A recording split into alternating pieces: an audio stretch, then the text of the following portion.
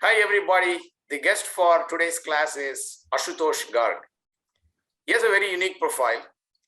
His career path is very interesting. He has worked as a corporate executive in multiple companies around the world. Later, he became an entrepreneur and launched several companies. He is a pioneer in retail pharmacy business in India. The Guardian Pharmacy was launched by him. The Guardian Pharmacy chain in India was launched by him.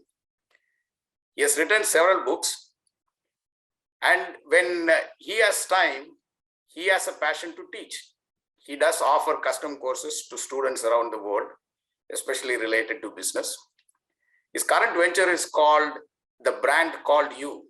Please visit tbcy.in. He has a lot of interesting content there. And you have written several books, and you also teach in business schools around the world. And more importantly, you are a practitioner who later on became almost like a visiting professor to school. So whenever you and I talk, we talk often, the conversation always steers into how do we improve the quality of education in business schools? Mm-hmm. And of late, I am seeing schools are focusing on pedagogy. Mm. They are researching pedagogy. They want to come up with new pedagogical methods. That's a good thing to know. But unfortunately, pedagogy addresses only what needs to be taught. It doesn't address the other factors of the trifecta that I call what, who, and how. Mm-hmm. Who needs to teach these students? What kind of qualification is required? What needs to be taught? And how it needs to be taught? Mm-hmm. So my view is, if we were to start addressing the who component first, unlike in natural sciences, where the laws are immutable, the business education mostly deals with whatever is probabilistic in nature. So given that, what is your view about why we need to bring in more practitioners and these theoreticians offering courses is not sufficient? Ram, thank you very much for inviting me to speak to you. Thank you for the wonderful introduction and for your kind words. I've always valued every time I have a conversation with you. I've enjoyed the time we spent together on the board of the entrepreneurship group at IIM Rohtak. Coming specifically to what your question is, I'm an ancient MBA, 1979 batch of Jamnalal Bajaj, which in those days was one of the top 3 or 4 institutes in the country. And while I had gotten to the other IIMs as well, I chose to go to Bajaj for one simple reason. And I was 19 years old at that time when I went to do my MBA. Bajaj was the only institute then which had an amazing mix of professors who taught us all the basic requirements of theory. And there was an incredible range of top corporate leaders who would come and help our students to interpret everything that we had been taught. So I'll give you some examples. There are, and I'm sure today also, there are several courses on the theory of marketing, right? And we spoke about the 5 Ps, and now, of course, there are a lot of interpretations of the 5 Ps and many, many things of marketing, which we would get taught in our marketing class. And then we would have the then marketing director of GSK, Dr. Tarun, who would come and speak to us, and he would take us through an actual real life implementation and explanation of everything that we were learning. Now, for me as a 19, 20-year-old, my retention of the theory was much greater when I suddenly realized that this is how it was being put into practice. The same thing happened in a subject like accounting and finance. The same thing happened in a subject like economics. There was a subject called econometrics, which I couldn't ever figure out, and I still don't know how to figure it out. It was too complex for me and too difficult for me to understand. But as I sit back and think, the reason I was not able to understand econometrics was because I had a professor who was an absolute theoretician. And the first day he came, he started to write some kind of an equation which started from one end of the blackboard and went to the other end of the blackboard, and the blackboard must have been about 12 feet long. And I kept wondering, what is he continuously writing? And I never understood the subject because there was no practitioner who came and told me what I would do with econometrics. So I think it's very critical in all our business schools to have a blend of theory and practitioners. And today, believe me, I mean, I've spoken at many institutes, I've spoken to many senior leaders in terms of the education field. The corporate world has an amazing knowledge bank of experience, and I would be surprised if there will be any corporate leader who will say that I don't want to go and teach, because everybody is beginning to realize that there is time for me to give back. So whichever country you're going to be talking to, whichever country you are going to be speaking to for your program, remember that there are enough and more corporate leaders who will be willing to come and talk to you, and they may not even want any money to be paid, because one, they want to give back. Second, teaching helps you to learn and internalize of what is happening in the world today. Third, it keeps you in touch with a lot of very young and vibrant minds. And fourth, it helps you to continuously innovate and reinvent yourself. So I know it's a long-winded answer to your question, but it is very critical for every management school to have a blend of the theory which is being taught by professors and the actual implementation of all the theory which is being implemented or which is being taught by professors, by practitioners. So that's my quick answer for you. Okay, let me, I'm sorry to put you on the spot, but I have an important question for you. Mm-hmm. Okay. As important as theory is, some of these fundamentals that are being taught, the fundamentals of accounting, fundamentals of finance, supply chain and so on, those are available as videos everywhere. Correct. Not one or two videos, hundreds of videos. In other words, there is a supply of this free knowledge from multiple sources. Now, given that, what value do you think theoreticians can add in addition to whatever is there in all these videos? And if they can add more value than what is in these videos, what should they do? So, and I understand where you're coming from, but an MBA program, that has been my personal opinion, is not to learn exclusively a subject. An MBA program brings, or for that matter, any program, brings a multidimensional approach to multiple students. So if I have to go and learn the theory of accounting, you're absolutely right. I can go to YouTube and I can go online, and there are enough and more courses available. But what does an on-campus or an inside an institute classroom do for us? Number one, it gives us the ability to sit with peers, and a lot of learning happens with peers. Number two, what it does is it gives you the network and the desire to belong to an institute. Number three, and I'm now 65 years old, in the last 5 years, suddenly my school friends, my college friends, and my MBA friends have all started to discover each other again, and we are on WhatsApp groups, and suddenly we're talking after 35, 40 years of working. So I think this network is a very powerful tool of any business school. So if you look at it from purely the perspective of learning, I think it is okay to be able to say that I can learn only from YouTube.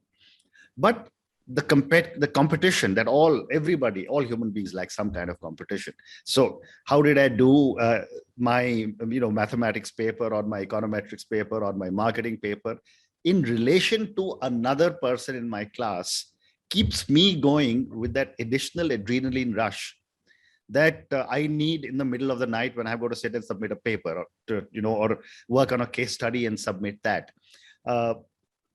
Case studies are becoming more and more complex and complicated. A discussion group with 3 people, 4 people, and I've done this when I was, talking of 42, 43 years ago. But even then, we used to sit down and work through 2 o'clock, 3 o'clock in the morning because everyone had a perspective on how someone would have to solve this problem. And then we would take the case study back to the class. Our professor would give us one perspective based on the knowledge in terms of the theory part, and our practitioner who would be there would actually take us through what were the other possibilities that were there, but as compared to the 5 or 6 or 7 answers the class had come up in each group. So I think YouTube is a very, very strong tool for us to learn, but YouTube cannot give the social aspect, the networking aspect, the competitive aspect, the camaraderie aspect of a business school class. Oh, I agree. I agree with everything you said, except for the fact that you said you are 65. You don't look 65. So I'm 65. I'm going on to 66 now. Yes. Okay. So the other thing that comes to my mind is this. The theoreticians who teach these theory classes may be able to contribute more. Correct. If they inculcate recent business news into their lecture programs. Correct. So what that will do is that will give them an edge to demonstrate that what is not there in the YouTube videos are available in the class. Then the students will build the confidence that, yes, I can go to the class because the professor is going to discuss. For example, today, Elon Musk just tweeted that he wants to buy Twitter. Correct. Now, before somebody reacts and then creates a class based on this, how the Twitter stock is reacting and how the competitors are reacting, and monopoly restriction councils are going to react and so on and so forth. Before those things appear on some kind of a video, if professors can bring that to the classroom and then discuss it, that requires some kind of a proactive initiative from the professors, I guess. That's the way they can differentiate. You're absolutely right. There is a real world element that needs to be brought into every into the life of every student. And this becomes even more important for MBA students who are now getting into the corporate world and very soon will start getting into leadership roles. Let's take an example. You took the example of Elon Musk and Twitter. Let's take the example of what's happening in Ukraine and Russia. Now, one part is the war, but there is a huge underlying thing that's going on in what would happen if China and Russia start to trade with one another in ruble and yuan. What would that do to the US dollar? The US dollar is the world's reserve currency. What would happen if the US dollar's reserve currency status starts to get threatened, right? What would happen if oil starts getting traded in not just one currency, but in 3 different currencies? Right now, these are all actually game-changing events that are likely to happen. And either an individual is motivated enough to go and check out on YouTube or different magazines and read articles, or the classroom that they are in should be able to at least start a healthy discussion on what are the possibilities. There are no right or wrong answers, because the world economy changes literally on the spin of a coin. One little strategic move or disastrous move like what Mr. Putin has done, or how some other world leader reacts, can actually change the entire world economy.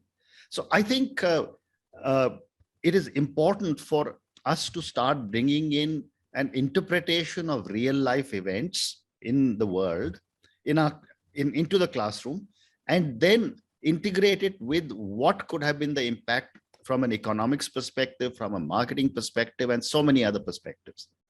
So I think what you've said is a very important question that you asked, was that, how do we start talking about real life situations in the world? And what would be the impact on, to go back to your example of Elon Musk, on the one side, it is fantastic to be able to say that, Elon Musk may buy and privatize Twitter and do something different. And he's talking about democratizing this social media platform. But can a social media platform be democratized if it is owned by one individual? Right? Can personal biases come in? Right? So I think these are all a lot of things that we need to think about and talk about. That's what, on what the possible implications are. Let's take another example, and the example that I gave you of what is happening in with the sanctions against Russia, right? Whatever is happening between Russia and Ukraine is wrong. But look at it now from the rest of the world's perspective, when large internet companies have just blocked off a country from access, right? You and I are speaking on Zoom. You and I are saving this conversation on the cloud. I will send it to you on the cloud, right? What happens if tomorrow the American companies say we're going to sanction India, and Ram, whatever I have, my entire life is now on the cloud in one of the big American companies.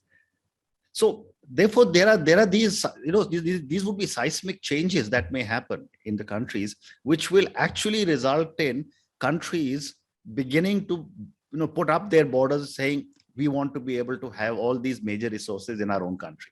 So now these are all implications that we have to take into account, and no student can take life for granted and say there will be no change.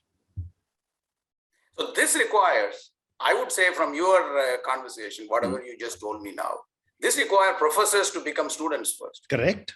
The professors need to learn how they are going to deal with these issues. Correct. And how they are going to discuss these issues in the classrooms, for which the professors have to do a lot of reading themselves. Correct.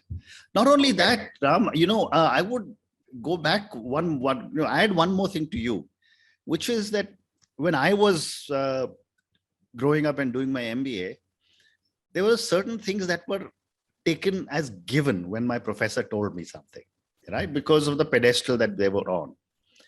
Today's Gen Z and all the people in the alphabet soup after the Gen Zs, they don't, hesitate in asking questions.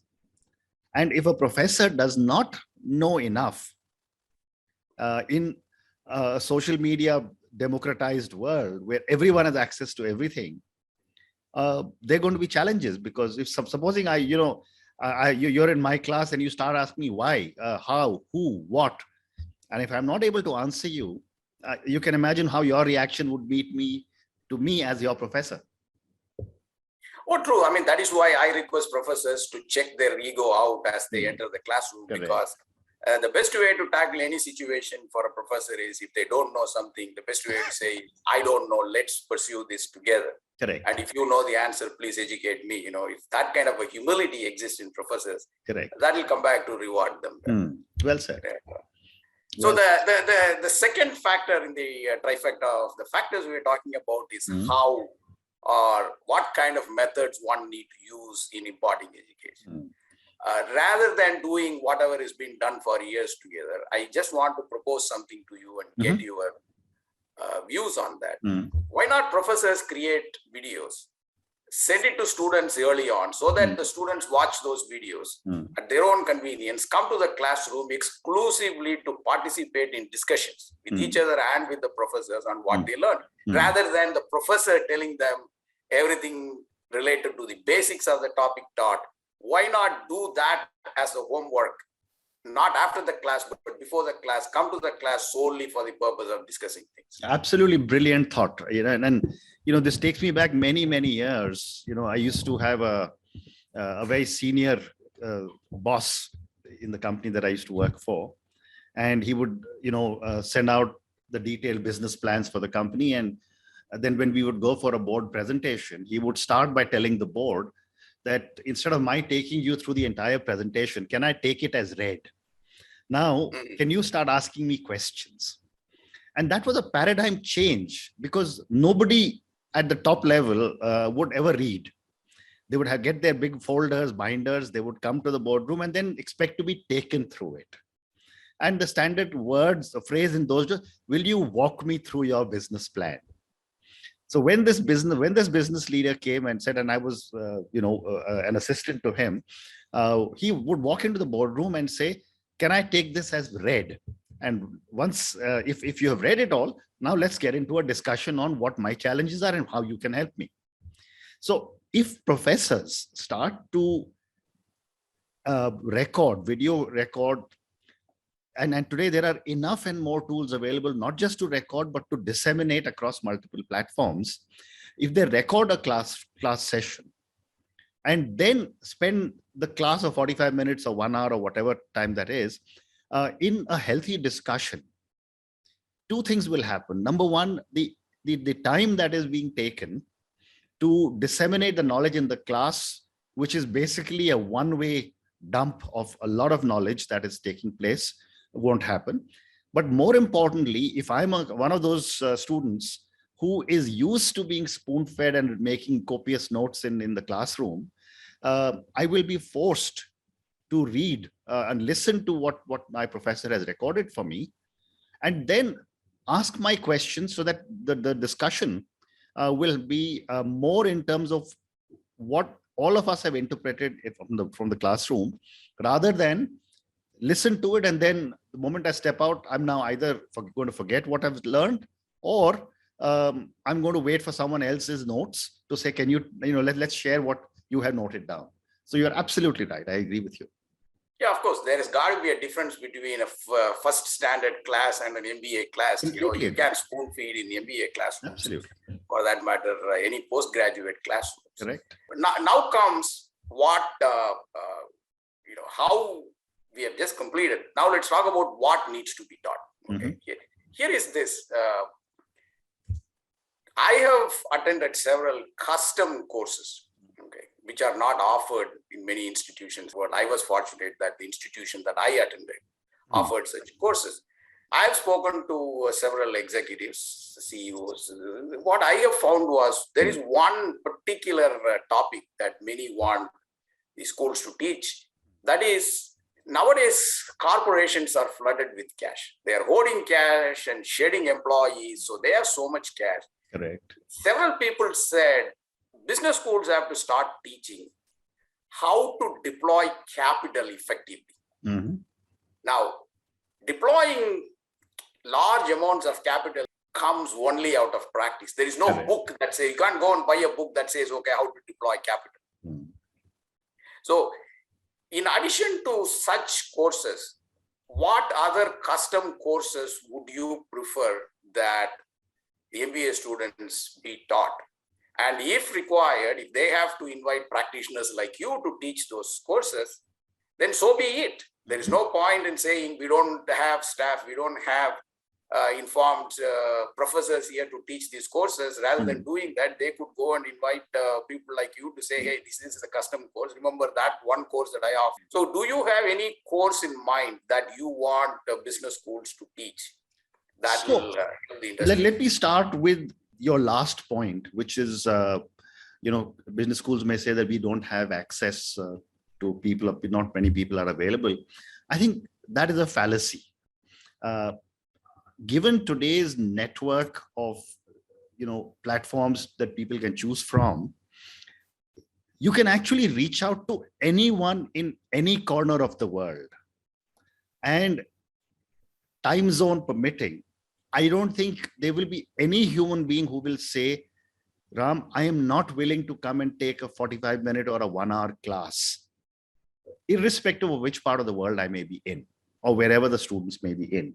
So I think that is a concept that needs to be completely disabused, that resources may not be available. There'll be, if a business school was to put on LinkedIn that I'm looking for professors for this subject to teach so-and-so matter, they will be flooded with hundreds of responses to say, I'm willing to offer my time gratis, because every time a corporate leader goes and teaches, we've already said he or she always ends up getting a lot in return in terms of interaction with students, in terms of preparing for the class, networking, etc., etc. Having said that, you started by talking about companies having surplus funds and therefore business schools should start teaching that.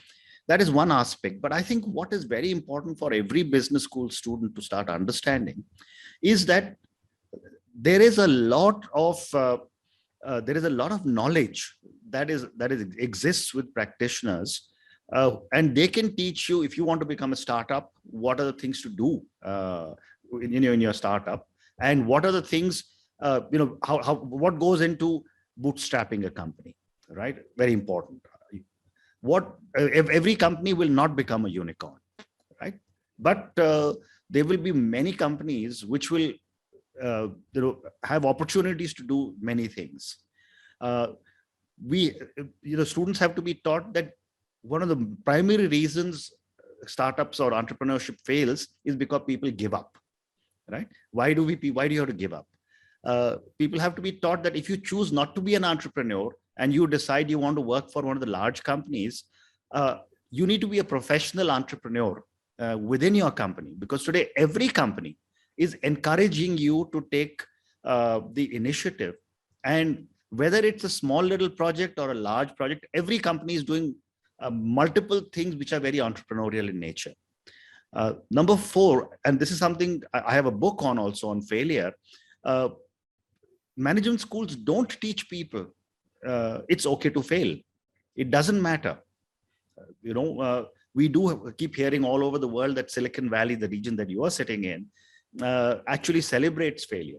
But you're probably one of the few regions where if I go and say that I've failed 3 times, someone else will say, okay, you learned a lot. Most parts of the world will not give you the same kind of a reaction or a clap on your, pat on your back to say that, okay, no worries, Ashutosh, you can now start all over again. So failure is another area that needs to be taught. When it comes to managing money, if you were to do a study, I would say 90-95% of startups who raise money burn it so quickly that they are not able to meet anything that they plan to do. And that results in serious challenges between them and their investors. So management of investors is a very critical aspect of any young startup or any young MBA student. So there are many such subjects that need to be brought into the curriculum of a business school. Oh, that loops back to our primary question, which was who should teach? Because if someone who has never managed investors, if someone who has never launched companies, correct, if someone who has never failed. Oh, by the way, if you want to talk to your students about failure, please invite me. I'll be there. So, Absolutely. So I still remember somebody asked a question in my class once. How can somebody who works for government salary, who relies on government pension for retirement, teach me about entrepreneurship? Mm-hmm. In fact, I didn't have any answer. I was stuck by that question. I was shocked that question was raised. Out of politeness, I didn't answer that question. So it comes back to the importance that practitioners bring to the classroom and the need to include more and more practitioners in all theory classes. This is one thing I know. Every time I talk to you, it is like sitting in your classroom. No. Well, you may be golfing in Tegusi Kalpa or somewhere. Instead, you chose to talk to me. I truly appreciate it. No. It's a pleasure speaking to you, Ram. So thank you, Ashutosh. Always enjoyed talking to you. I fondly recollect our days together setting up that incubator in IAM. Correct. So hope to see you soon.